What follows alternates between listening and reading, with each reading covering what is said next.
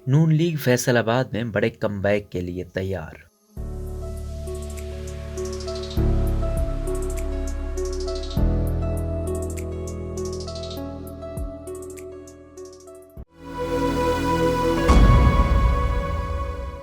فیصل آباد ڈویژن کے 8 P T I اراکین نے مسلم لیگ نون میں شامل ہونے کا فیصلہ کر لیا۔ اس گروپ کی قیادت راجہ ریاض کر رہے ہیں۔ پی ٹی آئی چھوڑنے کو تیار یہ 8 اراکین اسمبلی پہلے بھی اپنی سیاسی وفاداریاں تبدیل کر چکے ہیں۔ ان میں سر فہرست راجہ ریاض ہیں، جن کا فیصل آباد ڈویژن میں کافی اثر و رسوخ ہے۔ وہ پہلے ہی پارٹی قیادت سے شدید ناراض ہیں۔ دیگر اراکین نے اسمبلی میں نصر اللہ گھمن، عاصم نذیر، نواب شیر، ریاض فتیانہ، خرم شہزاد، غلام بی بی بھروانہ اور غلام محمد لالی شامل ہیں، جنہیں تحریک انصاف سے غداری کے بدلے میں مسلم لیگ نون کا ٹکٹ ملے گا۔ خیال رہے کہ ریاض فتیانہ کا شمار تحریک انصاف کے اہم اراکین اسمبلی میں ہوتا ہے، جو ان دنوں اسٹینڈنگ کمیٹی کی چیئرمین بھی ہیں۔ ریاض فتیانہ جلدی پی ٹی آئی کو خیر بات کہہ دیں گے، جس کے بعد انہیں نون لیگ کی قیادت کی جانب سے الیکشن 2023 میں پارٹی ٹکٹ جاری کیا جائے گا۔ یہ خبر دی ہے ARY نیوز کے سینئر رپورٹر حسن ایوب نے، جن کا کہنا ہے کہ یہ 8 افراد فیصل آباد ڈویژن سے تعلق رکھتے ہیں۔ ان میں سے کچھ کا تعلق چنیور، جھنگ اور ٹوبہ ٹیک سنگھ سے بھی ہے، اور یہ تینوں اضلاع بھی فیصل آباد ڈویژن کا حصہ ہیں۔ دوسری جانب پی ٹی آئی حکومت کے خلاف تحریک عدم اعتماد پر پیپلز پارٹی، نون لیگ اور جمعیت علماء اسلام کے درمیان ڈیڈ لاک برقرار ہے۔ ARY نیوز کے مطابق پیپلز پارٹی نے اسپیکر قومی اسمبلی اسد قیصر کے خلاف تحریک عدم اعتماد کی تجویز پر اتفاق کیا ہے۔ پاکستان پیپلز پارٹی رہنماؤں کا موقف ہے کہ اسپیکر کے خلاف تحریک کے نتائج سے صورتحال بھی واضح ہو جائے گی۔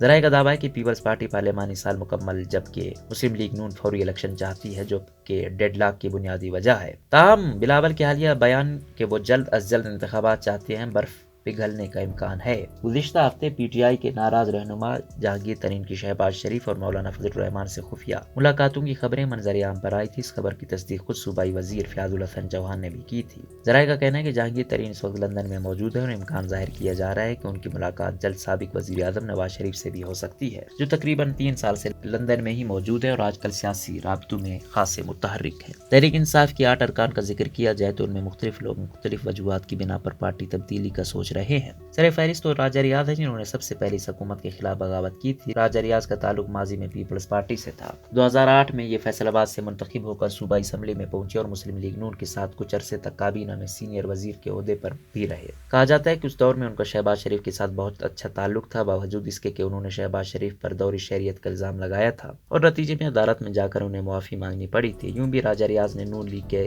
رانا افضل کو محض 6000 ووٹوں سے شکست دی تھی، اور اب رانا افضل کی بھی وفات ہو چکی ہے، تو نون لیگ کے پاس واقعتاً اس حلقے میں خلا ہے، کیونکہ رانا افضل کے صاحبزادے تاحال الیکشن نہیں لڑے ہیں۔ غلام بی بی بھروانہ گزشتہ قریب 2 دہائیوں سے مسلسل اپنی سیٹ جیتتی چلی آ رہی ہیں۔ یہ کاف لیگ کے ٹکٹ پر بھی جیتی ہیں، پیپلز پارٹی کے بھی، مسلم لیگ نون کے بھی اور پاکستان تحریک انصاف کے ٹکٹ پر بھی۔ انہیں کبھی کسی جماعت میں جانے کی ضرورت کم ہی رہتی ہے، بلکہ سیاسی جماعتیں خود ان کے پاس چل کر آتی ہیں۔ تاہم اب صورتحال قدرے مختلف ہو چکی ہے، کیونکہ 2018 میں ہوئی حلقہ بندیوں کے بعد ان کا آدھا حلقہ شہری علاقوں پر مبنی ہے، اور یہاں سے ووٹ حاصل کیے بغیر محض اپنے دیہی علاقوں کا ووٹ ان کے لیے شاید ناکافی ثابت ہو۔ لہٰذا انہوں نے مسلم لیگ نون میں شمولیت کا فیصلہ کیا، جو کہ روایتی طور پر پنجاب کے شہروں میں مقبول رہی ہے۔ نواب شیر کا معاملہ بھی تھوڑا عجیب ہے۔ 2018 کے انتخابات میں انہوں نے نون لیگ کے طلال چودھری کو شکست دی تھی۔ ان دونوں کے ووٹوں میں کوئی بڑا فرق بھی نہ تھا۔ وزیر صاحب نے 1,09,000 ووٹ حاصل کیے تھے، جبکہ طلال چودھری نے 97,000 ووٹ لیے تھے۔ طلال چودھری نے مشکل وقت میں پارٹی کا جواں مردی سے دفاع کیا۔ اب ان کے حلقے میں کسی اور کو جگہ دے کر طلال کو کہاں ایڈجسٹ کیا جائے گا، اس حوالے سے کچھ واضح نہیں۔ واضح رہے کہ 2018 کے انتخابات میں مسلم لیگ نون فیصل آباد ڈویژن سے بری طرح شکست کھا گئی تھی۔ رانا ثناءاللہ کے علاوہ اس کے تمام امیدوار پٹ گئے تھے۔ جنگ اور ملکہ علاقوں سے ٹکٹ جمع کروانے کی آخری تاریخ پر تمام امیدوار نے یکایک شیر کا نشان چھوڑ دیا تھا، جس کے بعد کوئی امیدوار یہاں سے کھڑا ہی نہ کیا جا سکا تھا۔